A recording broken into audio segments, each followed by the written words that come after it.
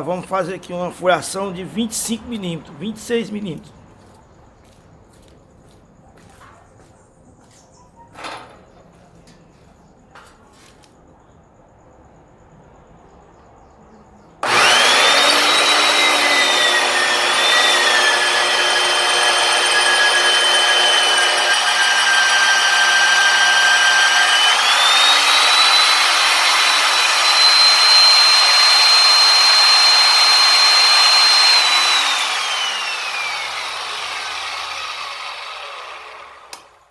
Desmagnetizou.